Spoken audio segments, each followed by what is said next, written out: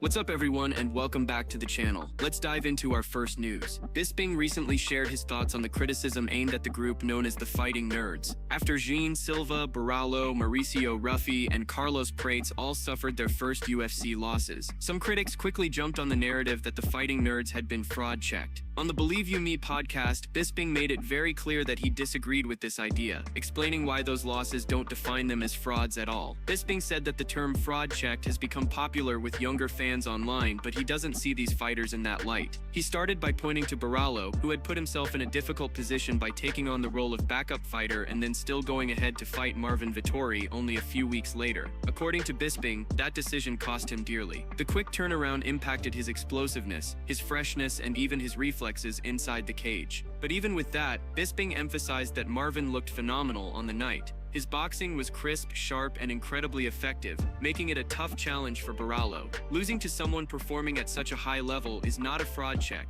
it's simply being outperformed by an elite fighter. He then moved on to Mauricio Ruffi, who was dominated by Ben Van Dien. Bisping admitted that Ruffi got ragdolled in the fight, but he stressed that Ben was on absolute fire that night. Stylistically, it was already a rough matchup for Ruffi, and Ben executed his game plan perfectly. He mixed his strikes beautifully, transitioned seamlessly into wrestling, and ultimately secured a choke in the second round. Bisping described Ben as a monster and someone who is simply unreal with the way he imposes his style. That kind of performance is not an exposure of fraud, but a showcase of how tough competition can be at the highest level. Bisping also highlighted what happened with Jean Silva, who stepped into the cage against Diego Lopes. As he pointed out, Lopes had just fought Alexander Volkanovski for the featherweight title, which speaks volumes about the level of his abilities. Facing someone of that caliber is never an easy task, and there is absolutely no shame in losing to a fighter of Lopes's quality. Bisping said this is part of the process for young fighters. You face adversity, you take your lumps, and you come back stronger.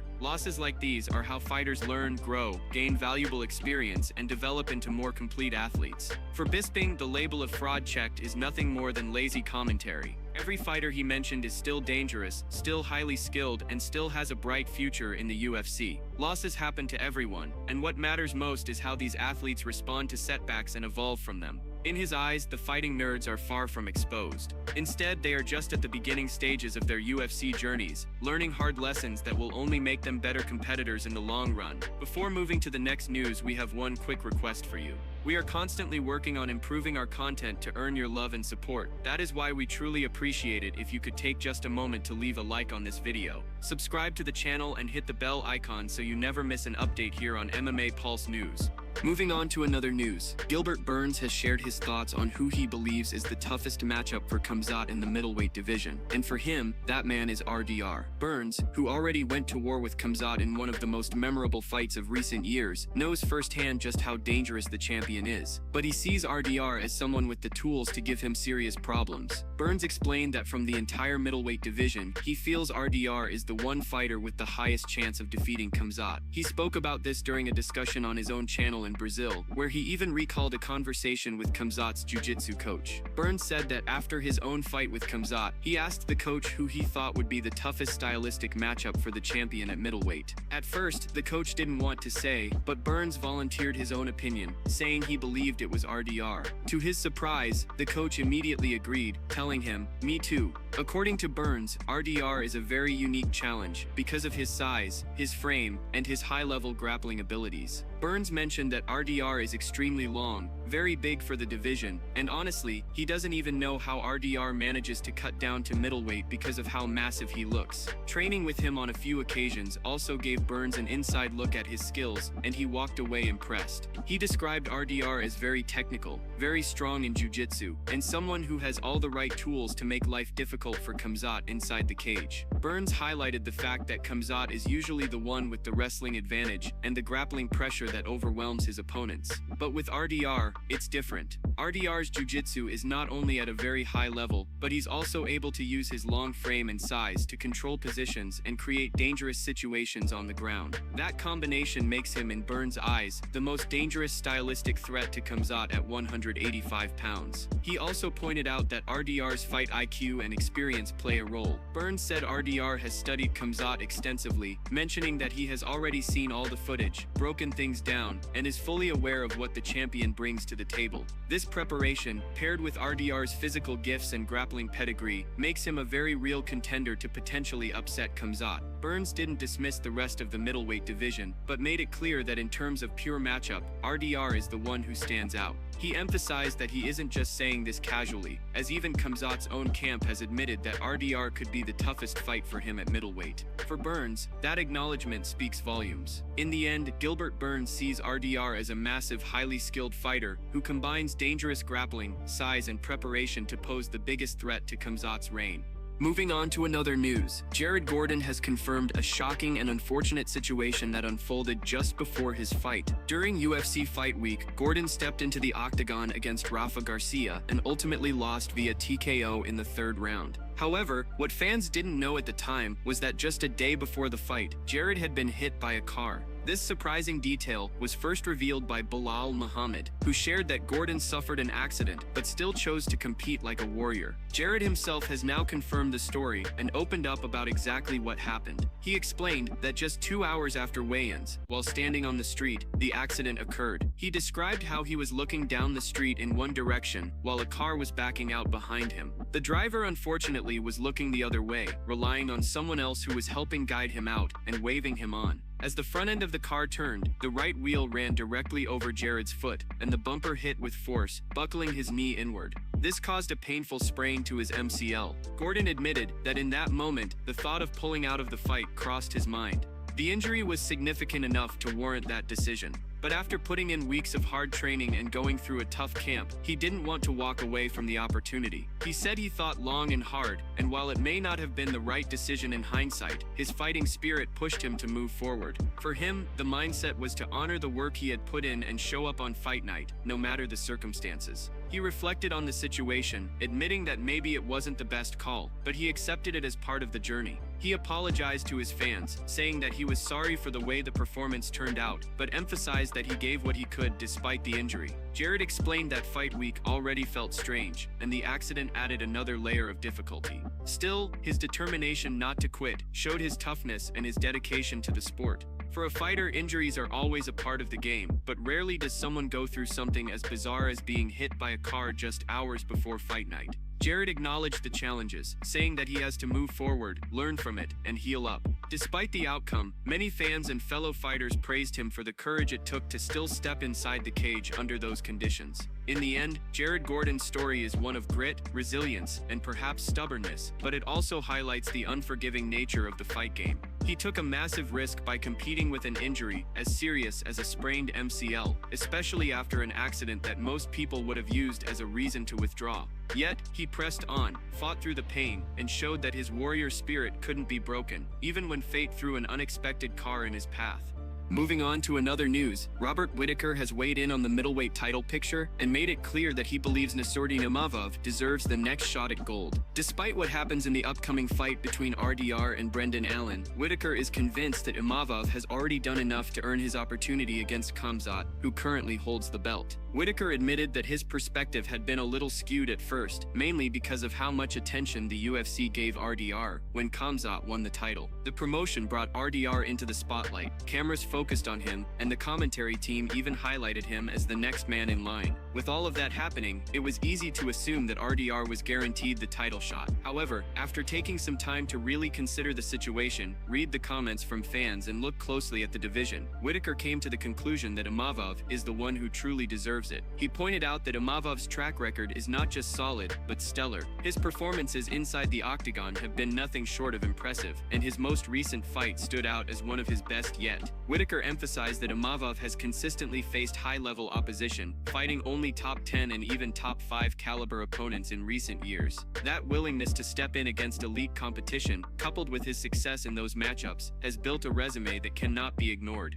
According to Whittaker, Imavov has shown the kind of skill, composure, and improvement that define a true contender. He said Imavov's last fight in particular was outstanding to watch and reinforced why he is more than ready for the challenge of a title shot. For Whittaker, there is no denying that Imavov has earned it, regardless of what plays out in the fight between RDR and Brendan Allen. Whittaker admitted that the UFC's promotion of RDR initially swayed him, making him believe that RDR was clearly next in line. But upon reflection, he now sees it differently. He explained that the push from the promotion doesn't always align perfectly with merit. and when you break down the recent performances, Imavov's case is stronger. That's why he ultimately changed his stance and now fully supports Imavov as the rightful challenger. He also praised the level of competition Imavov has taken on throughout his UFC run, noting that it is not common for a fighter to continuously face such tough opponents and come out looking as strong as Imavov has. This, in Whittaker's view, sets him apart and makes him more than worthy of standing across from Khamzat in a championship bout. For Whittaker, it's simple. Imavov has the record, the skills, the momentum, and the experience against top-tier fighters. That combination, he believes, makes him the rightful next challenger for the middleweight title.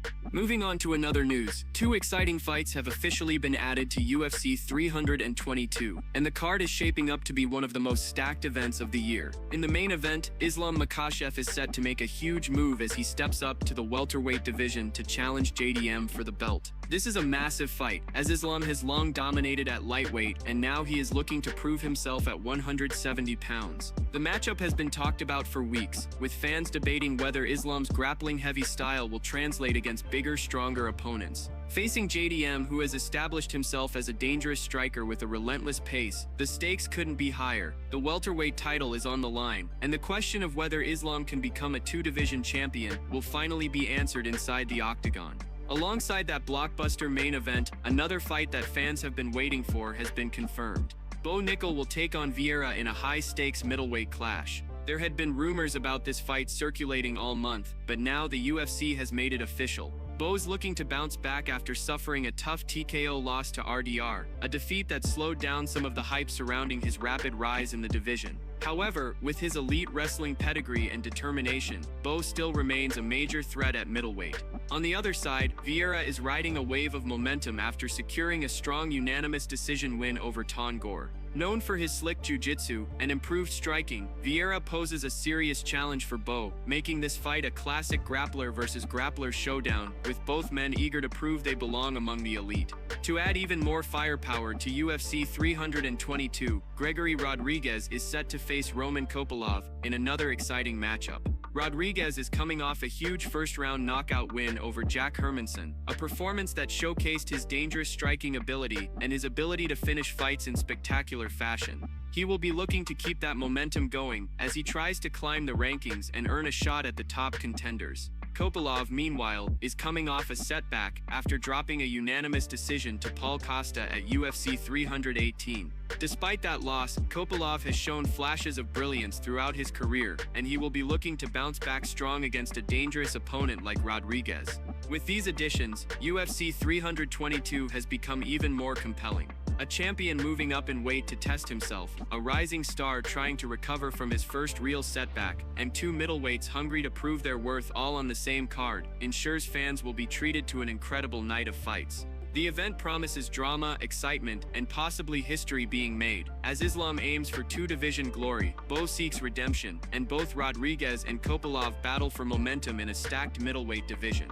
Moving on to another news, Sedriques Dumas has once again found himself in the headlines, but this time it's not just for what happened inside the cage. Before his scheduled fight against Zachary Reese at a recent UFC event, Dumas openly shared that he only had $13 left in his bank account, a detail that immediately caught attention and highlighted the struggles many fighters face behind the scenes. The fight itself ended in controversy, as it was ruled a no contest after Dumas was unable to continue following a groin strike. While such incidents are not uncommon in the sport, the outcome sparked a wave of backlash online, with many fans accusing him of faking the injury to avoid continuing.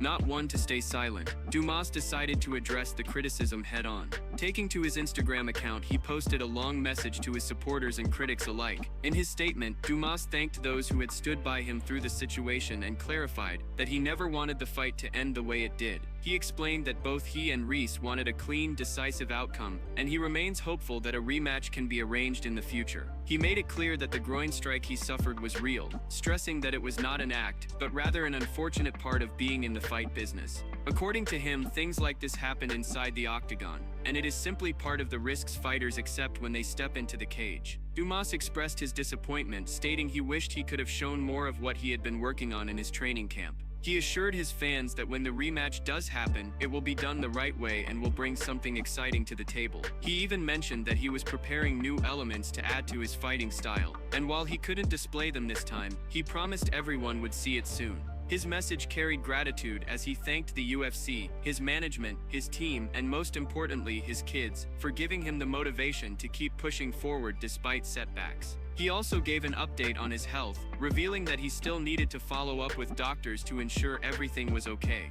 At the time of his post, he admitted that he still hadn't been able to urinate since the fight, which raised concerns about the seriousness of the groin injury. He added that he hoped everything would check out fine so he could get cleared quickly and return to competition. For Dumas, the goal is to secure a rematch with Reis as soon as possible, and to turn things around both inside and outside of the octagon. Through his words, it was clear that Dumas was determined not to let the backlash define him. He acknowledged the criticism, but stood firm in his truth, emphasizing that what happened was simply the harsh reality of combat sports. With his mindset locked on recovery and redemption, he has his eyes set on making a strong comeback. Fans will now wait to see how quickly he can return to action, and whether the rematch with Reis gets booked, as Dumas looks to prove himself once again in the UFC.